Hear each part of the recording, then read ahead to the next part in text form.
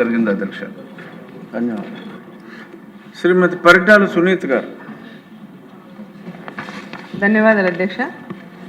అధ్యక్ష, పిల్లలు తొలి గురువు కూడా అంగన్వాడీ కార్యకర్త అధ్యక్ష.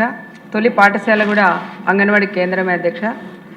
అంగన్వాడీ కార్యకర్తలకు పిల్లలకు తమ సొంత బిడ్డల కన్నా ఎక్కువ కూడా అంగన్వాడీ టీచర్స్ కూడా చూసుకుంటారు అధ్యక్ష. వాళ్ళకి అన్నం తినిపించడం కానీ ఆలు నేర్పించడం కానీ అలాంటివి కూడా అంగన్వాడీ వర్కర్స్ చేస్తారు అధ్యక్ష. అలాంటి కొన్ని అంగన్వాడీ కేంద్రాల్లో సరైన సౌకర్యాలు కూడా లేవు అధ్యక్ష. కొన్ని చోట్ల ఇంకా బాడుగ ఇళ్లలో కూడా నడుస్తున్నాయి అధ్యక్ష. కొన్ని భవనాలు కూడా ఇప్పటి వరకు కూడా పడిపోయే పరిస్థితుల్లో కూడా ఉన్నాయి అధ్యక్ష.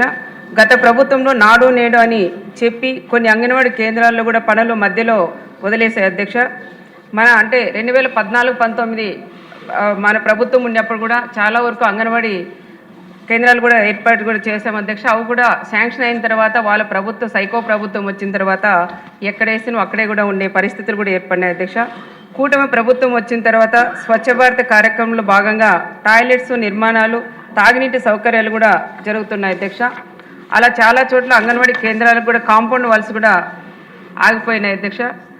కావున మా నియోజకవర్గంలో 55 నూతన అంగన్వాడీ భవనాలు మంజూరు చేయాలని, అసంపూర్తిగా ఉన్న 32 అంగన్వాడీ భవనాలు కూడా పనులు పూర్తి చేయాలని, 69 అంగన్వాడీ కేంద్రాలు కూడా కొత్త కాంపౌండ్ వాల్స్ కూడా మంజూరు చేయాలని, 12 అంగన్వాడీ కేంద్రాల్లో కూడా అసంపూర్తిగా ఉన్న కాంపౌండ్ వాల్స్ కూడా నిర్మాణం కూడా చేయాలని, ప్రతి అంగన్వాడీ కేంద్రాలను కూడా పూర్తి స్థాయిలో సదుపాయాలు కూడా కల్పించాలని గౌరవ మంత్రి వారిని మీ ద్వారా కూడా నేను కోరుకుంటున్నాను అధ్యక్ష.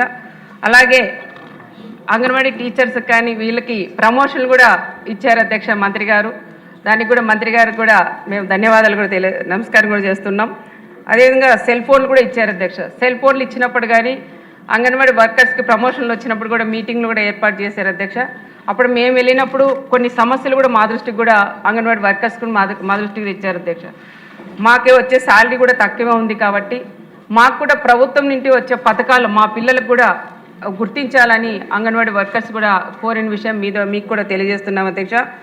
అలాగే అంగన్వాడీ వాళ్ళు కూడా డిమాండ్లు కూడా పరిశీలించి సభ ద్వారా ప్రభుత్వాన్ని కూడా నేను కోరుతున్నాను అధ్యక్ష. ధన్యవాదాలు అధ్యక్ష. కురుకొండల రామకృష్ణ గారు.